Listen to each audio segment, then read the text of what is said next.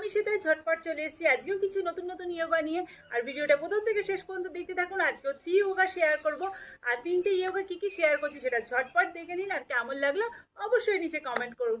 চলুন প্রথমে যেটা করে দেখাচ্ছি সেটা হলো বদ্ধ পদ্মাসন। পদ্মাসনে বসছি, দুটো পাকে তুলে নিলাম। এবার হাতের বুড়ো আঙুল দিয়ে দুটো হাতকে এরকমভাবে ক্রস করে নিয়ে যেতে হবে, দিয়ে এবার বুড়ো আঙুলে ধরতে হবে।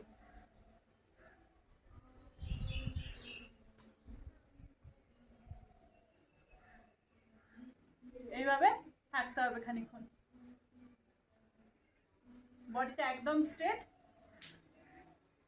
আবার এইভাবে করে আবার সেম ভাবে অপোজিট পায়ে করে নেবেন, যেটা পুরো বডিটাকে এরকম ঘুরিয়ে নিয়ে এরকম ভাবে ধরতে হবে। এইভাবে করে নেবেন আর বডি একদম স্ট্রেট। নেক্সট যেটা করে দেখাচ্ছি সেটা হলো পরিবর্তন জানুশীর্ষাসন। প্রত্যেকটা ইয়োগাই বলুন, প্রত্যেকটা ব্যায়ামই বলুন, আমাদের কিন্তু শরীরের প্রত্যেকটা পার্টকে কিন্তু খুব ভালোভাবে ওয়ার্কআউট হয়। তার সাথে সাথে আমাদের অনেক অনেক হেল্প হয়। ইয়োগা বা এক্সারসাইজ বলুন শুধুমাত্র যে আমরা ওয়েট লস করার জন্য করি সেটা কিন্তু নয়। আমাদের যে মেন্টাল স্ট্রেস থাকে, কাজের নানা রকম প্রেশার থাকে, সেই ইয়োগা কিন্তু এই প্রেশার বা চাপ কিন্তু অনেক কমিয়ে দেয়। আর অনেক রিল্যাক্স লাগে, যে কোনো কাজ করতে বিশাল এনার্জি পাওয়া যায়। আমি তো খুব ভালো বেনিফিট পেয়েছি, তাই আপনাদের সাথেও শেয়ার করছি, আপনারাও যাতে বেনিফিটগুলো অবশ্যই পান। চলো নেক্সট বকবক আর না করে দেখাচ্ছি।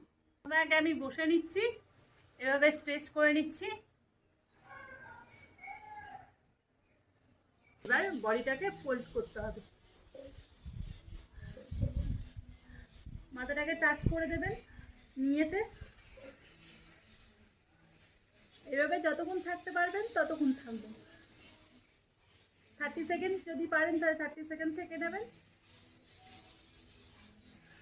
বডিটাকে যতটা পারবেন ব্যাকে এরকমভাবে বেন্ড করবেন।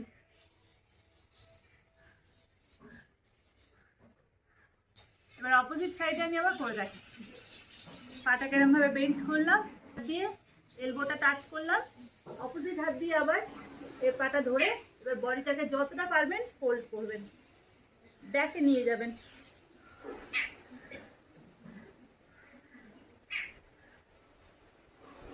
এইভাবে 30 সেকেন্ড থেকে নেবেন।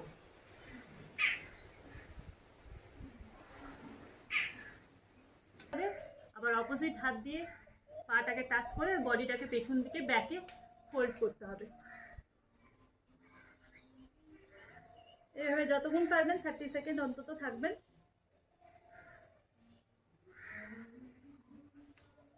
এভাবে